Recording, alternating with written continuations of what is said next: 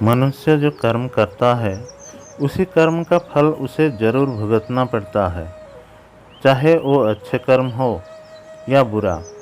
अच्छे कर्म का अच्छे फल मिलता है, सुख शांति बरकरार रहता है, और बुरे कर्म का बुरा, हमेशा अशांति, दुख, तनाव, रोग व्याधि में रहना पड़ता है। तो हमें पहले ज्ञात होना जरूरी है कि क्या अच्छे कर्म है और क्या बुरे कर्म है। इसीलिए हमें धर्मशास्त्र पढ़ना चाहिए, साधु संग करना चाहिए, किसी गुरु की शरण में जाना चाहिए, जैसे हमें अच्छे और बुरे का ज्ञान प्राप्त हो। चलिए इस बारे में एक कथा सुनाता हूँ। वीडियो के अंत तक बने रहे और अच्छे लगे तो एक लाइक सब्सक्राइब करना न भूलें। एक समय की बात है, एक महात्मा अपने शिष्यों के साथ घूमने के लिए निकले। महात्मा के इधर उधर की बातों करना बिल्कुल भी पसंद नहीं था। कम बोलना और शांत होकर अपने काम में काम रखना महात्मा को पसंद था। लेकिन उनका शिष्य बड़ा बातूनी था।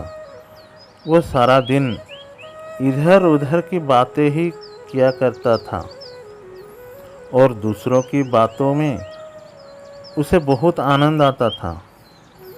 चलते चलते जब महात्मा और उनका शिष्य एक तालाब के पास से गुजर रहे थे, तो उन्होंने वहाँ एक मछुआरों को पानी में जाल डाले मछली पकड़ते हुए देखा। शिष्यों को यह बात बहुत बुरी लगी। वो मछुआरों को ऐसे करने से मना किया और उपदेश देने लगा, लेकिन मछुआरा उसकी कोई बात समझने की तैयार नहीं हुआ।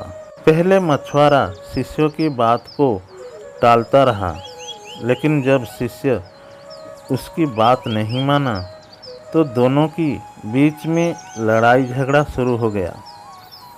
जब दोनों आपस में बहस कर रहे थे तो महात्मा आगे निकल गए थे। लेकिन जब महात्मा ने दोनों की आपस में झगड़ते हुए देखा तो वो वापस लौटे और शिष्यों को अपने साथ चलने के लिए कहा, और शिष्य का हाथ पकड़कर महात्मा उसके अपने साथ ले गए। महात्मा ने शिष्य को कहा, बेटा, हमारा काम तो सिर्फ समझाना है, लेकिन भगवान ने हमें सजा देने के लिए धरती पर नहीं भेजा है। शिष्य ने कहा, गुरुजी, हमारे राजा को इस तरह के लोगों के बारे में पता होना चाहिए जो इस तरह के बुरे कार्य करते हैं, और ना ही वह इनके दंड देते हैं। आखिर इस तरह के लोगों को सजा कौन देगा? शिष्य की बात सुनकर महात्मा ने कहा कि बेटा, तुम परेशान मत हो।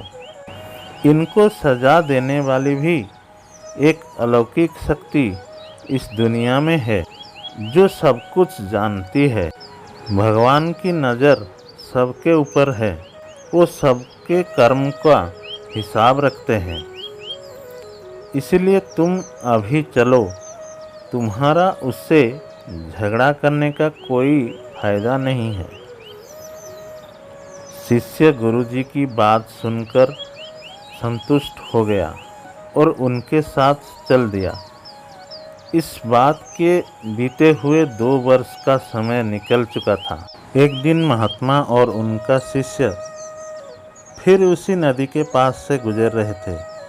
शिष्य भी 2 साल पहले वाली मछुआरे वाली घटना भूल चुका था।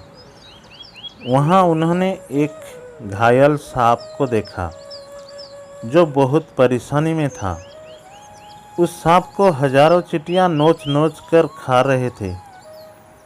शिष्य ने यह दृश्य देखा तो उसका दिल में करुणा भर गया। उससे यह सब देखा नहीं गया।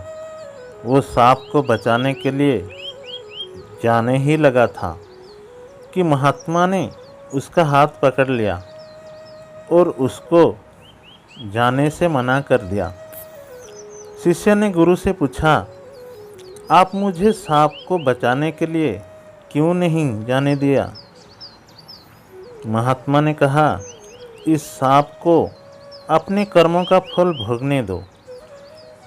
अगर तुमने इसको बचाने के लिए कोशिश की तो इस बेचारे को अगले जन्म में फिर यह दुख भोगना पड़ेगा, क्योंकि कर्म का फल सभी को भोगना पड़ता है।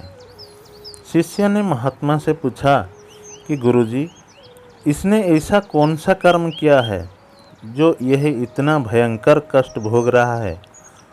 महात्मा ने कहा कि यह वही मछुआरा है जिसके तुमने 2 साल पहले मछलियां का ना मारने का उपदेश दिया था और वो तुम्हारे हाथ लड़ने के लिए तैयार हो गया था।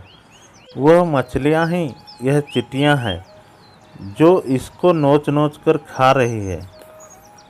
शिष्य महात्मा की बात सुनकर हैरान हो गया और उसने महात्मा से पूछा कि गुरुजी, ये तो बड़ा ही अजीब सा न्याय है। महात्मा ने कहा, बेटा, इस दुनिया में स्वर्ग और नरक के साथ सारे दृश्य मौजूद है। तुम्हें इस धरती पर हर जगह ईश्वर के न्याय के नमूने देखने की मिल सकते हैं।